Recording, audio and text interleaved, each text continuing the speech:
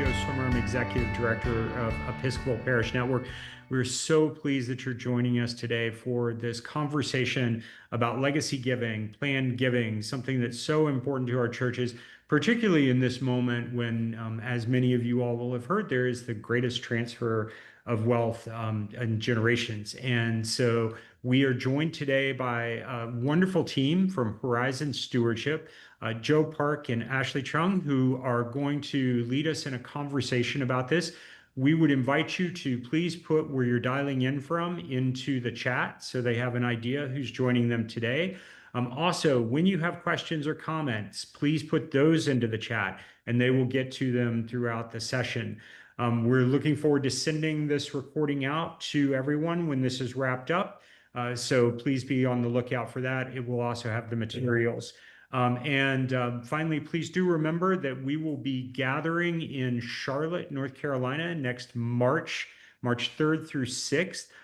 We will have our friends from Horizons with us as well as others talking about some of the many important things going on in the church, and excited to have you join us there in Charlotte. In the meantime, look for our upcoming webinars and other topics besides planned giving.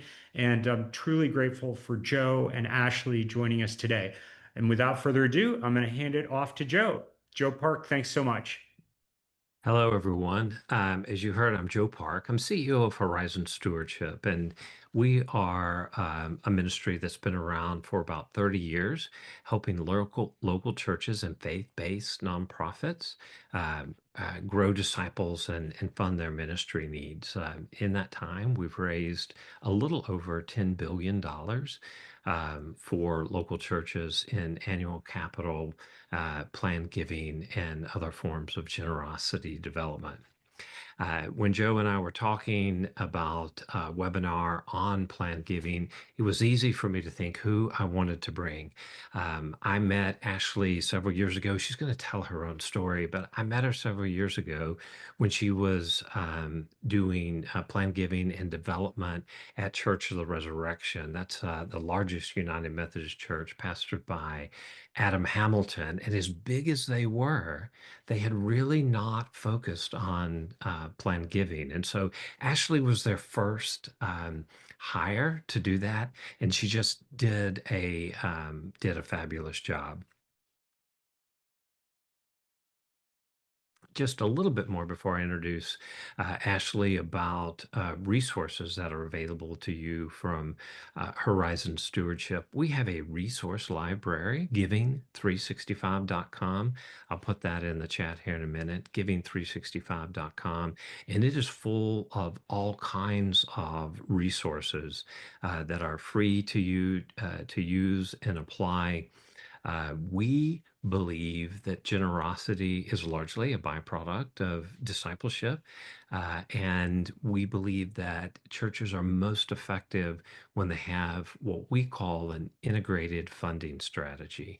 So this is working in the areas of annual giving, capital giving, planned giving, and asset stewardship, as well as special giving. It isn't one of those things. They're not separate silos, but we work to draw them all into a congruent communication strategy for the church. So it doesn't really matter where you start. We begin to lay that foundation, and you'll find that in the way that we talk about things in Giving 365. So with no further ado, I want to introduce to you one of my favorite people, Ashley.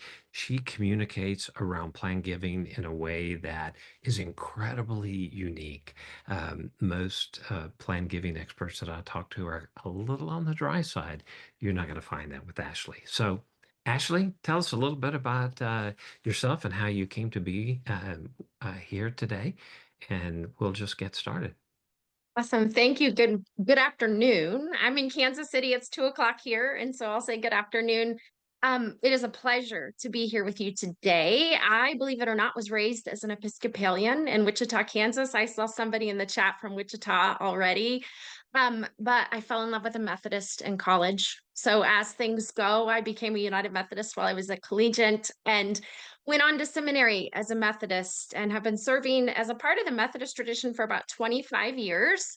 When my kids were tiny, I took a church break briefly and became a collegiate fundraiser. And spent about 5 years as a major gifts and planned giving fundraiser for a university here in Kansas and fell in love with planned giving. And we were connected with Church of the Resurrection here in Leawood, Kansas, and they opened up a position to be a planned giving specialist for the church. And so I started working for the church in planned giving ministry, and I served there for about 30 months in planned giving ministry and had the opportunity to work with about 130 families to create a planned gift for the Resurrection Foundation. And that was about a $28 million ministry impact from those 130 families. And so that's how I'm here is I'm really passionate about planned giving because I see it as an act of discipleship. And I believe that persons who went to seminary, whether you have a business background or not, can be a part of planned giving too, because it really is an act of discipleship. So I'll start with that. That's my brief introduction, and I'm turn it over to Joe, and we'll have a conversation. All right. So, if there's anybody who's thinking, well, oh my gosh, Adam Hamilton's church is so big, nothing Ashley has to say will apply to me. Uh, she has all that local parish ministry, so she understands churches of all size. But what's interesting about Church of the Resurrection is they have 7 different campuses, and they're from a few hundred people to very, very large.